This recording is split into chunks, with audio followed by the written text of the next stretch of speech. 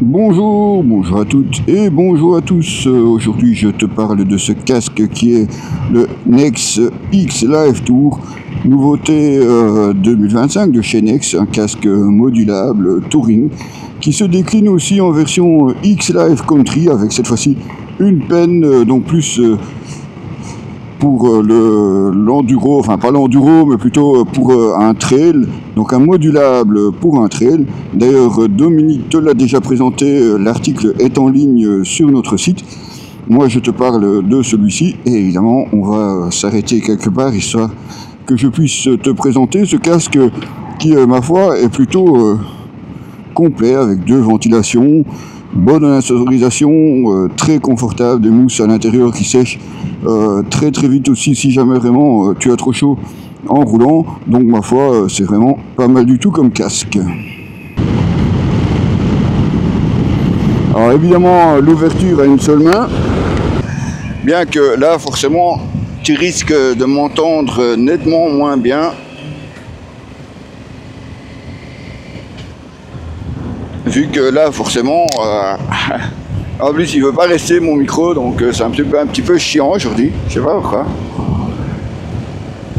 Alors, je travaille toujours à la recherche d'une solution pour un micro que je pourrais tenir et qui pourrait justement me permettre de tester des casques comme celui-ci. Si jamais tu as des idées, n'hésite pas à me le faire savoir. Un casque donc assez complet, puisque tu as forcément un écran solaire qui te permet vraiment de rouler comme ceci. Homologué 2206 évidemment, PJ également pour un modulable.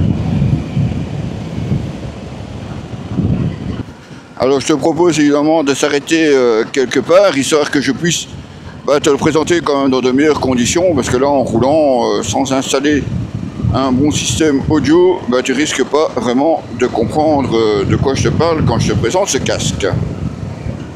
Voilà, donc je viens juste de m'arrêter. Alors je sais, le casque, je vous l'ai déjà présenté sur d'autres motos. Malheureusement, la vidéo a eu un petit souci. C'est-à-dire, je sais plus où je l'ai mis. On fait tellement de vidéos qu'à la fin on s'y perd. Non, mais plus sérieusement, je vais vous parler donc de ce Nex X Live Tour. Alors je vais le poser sur la moto, ça sera probablement un peu plus facile pour moi pour vous le présenter. En tout cas, on a vraiment un casque Touring modulable, comme vous voyez, classique, avec la mentonnière juste sur le dessus. On a évidemment un écran solaire qui descend, ma foi, assez bas, ce qui me permet évidemment de l'utiliser aussi en roulant. Et vraiment le confort à l'intérieur, en tout cas, on sent vraiment qu'ils ont bien travaillé sur ce point-là. Bon, allez, je pose le casque et on va se rapprocher, histoire que je vous en parle un petit peu plus. Voilà donc ce Nex X Live Tour Globe.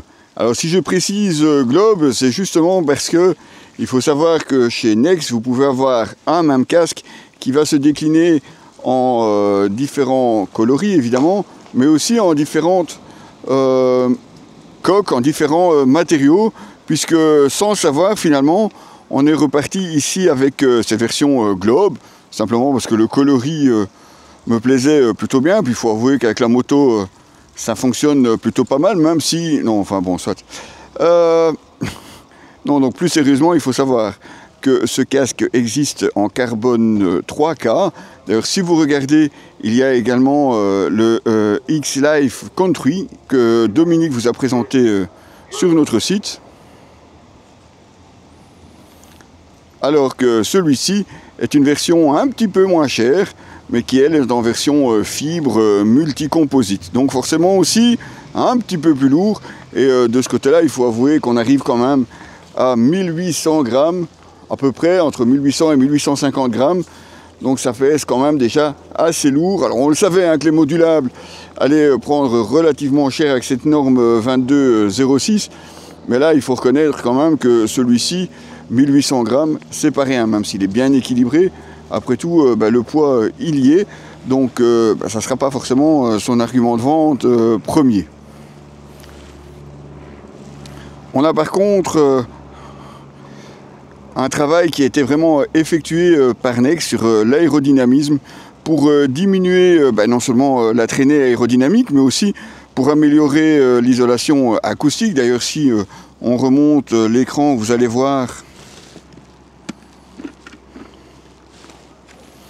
on a vraiment ici un double joint pour aussi l'isolation acoustique, isolation aussi contre le vent et la pluie. Idem sur le dessus, si vous regardez, on a également un beau joint ici qui fait vraiment la fermeture une fois que la visière est fermée.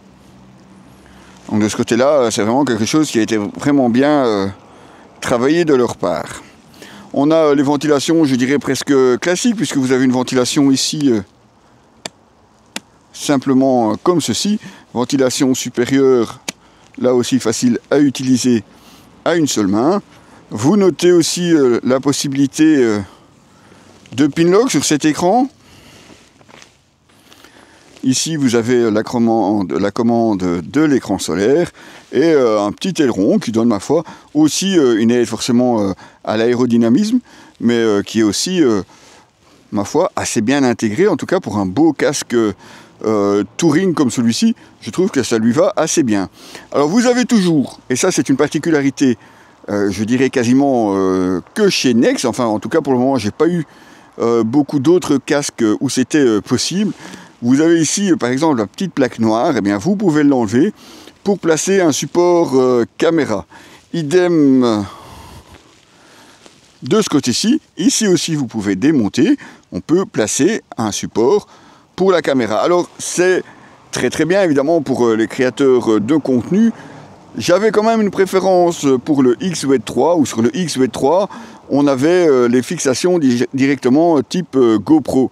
Alors qu'ici, que ce soit celle-ci ou celle latérale, c'est une platine sur laquelle vous devez venir coller votre fixation GoPro.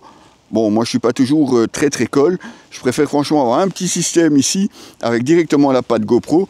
Je trouve ça en tout cas plus pratique au quotidien. La commande se fait ici à une seule main, simplement remonter comme ceci et vous voyez le casque s'ouvre. Je vous parlais de la ventilation, et bien de ce côté-là aussi, ils ont travaillé, il n'y a pas que juste l'entrée au menton et au-dessus du crâne, ils ont aussi prévu ce qu'ils appellent une mid-airflow chamber, donc c'est un espace entre les mousses EPS qui vous permet justement de garder un peu plus d'air frais à l'intérieur, ce qui forcément vous permettra d'être encore un peu plus rafraîchi quand il fait chaud, bien que forcément avec un modulable, on est un petit peu moins à l'étroit que sur un intégral, puisque bon, là vous pouvez l'ouvrir, rouler comme celui-ci, il est évidemment homologué PJ, de ce côté-là, il n'y a pas de problème. À la fermeture, une boucle micrométrique, je dirais assez classique sur un casque touring. Un intérieur en X-Mark Dry, c'est une nouvelle matière développée par Nex, en tout cas pour ces casques. C'est une matière qui sèche 2 fois plus vite qu'une mousse traditionnelle. Vous avez aussi des coussins de joue sans aucune couture. Évidemment, eux aussi pensés pour diminuer le bruit à l'intérieur. Et là, je pense qu'en caméra embarquée, à mon avis, vous avez remarqué, c'est quand même relativement silencieux, en tout cas pour un modulable. Avant de réenfiler le casque, je vous montre aussi les flaps ici supplémentaires qu'ils ont rajoutés. Justement pour le confort, mais également pour l'acoustique. Ça va éviter évidemment d'avoir du vent qui va remonter le long des joues de ce côté-ci. Et puis ça va aussi vous permettre de vous mettre à l'abri du vent. Alors on a évidemment aussi la possibilité de rajouter un intercom qui est le XCOM 3 et XCOM 3 Pro, qui vient vraiment s'intégrer ici à l'intérieur du casque. Vous notez aussi ici la possibilité de verrouillage de la mentonnière en position ouverte. Ça, c'est un must pour l'homologation 2206 et PEJ. Alors, il suffira évidemment de venir remettre le cliquet vers le haut, mais vous voyez que ce n'est pas franchement le bouton qui est le plus accessible sur le casque.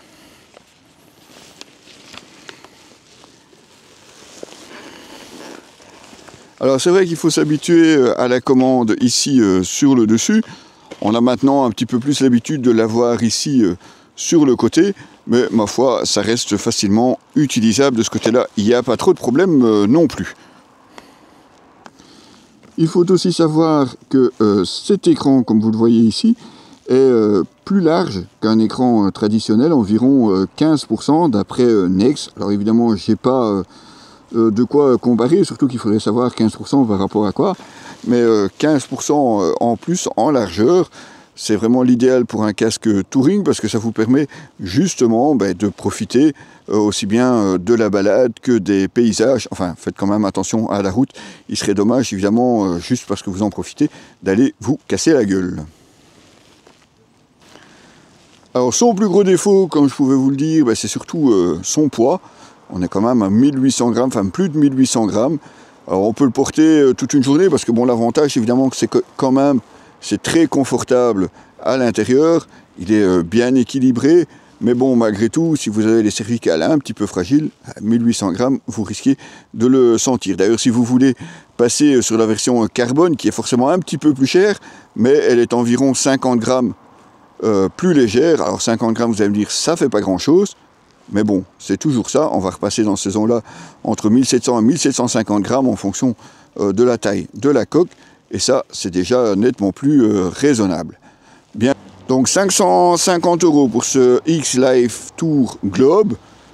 Vous retrouverez évidemment toutes les photos de ce casque Nex X-Life Tour sur notre site www.objectif-moto.com. En attendant, nous, on va continuer à aller faire le rodage de la moto, parce que ma foi, ce casque, je le trouve quand même vachement bien confortable et surtout bien insonorisé pour un modulable. Les amis, à très bientôt.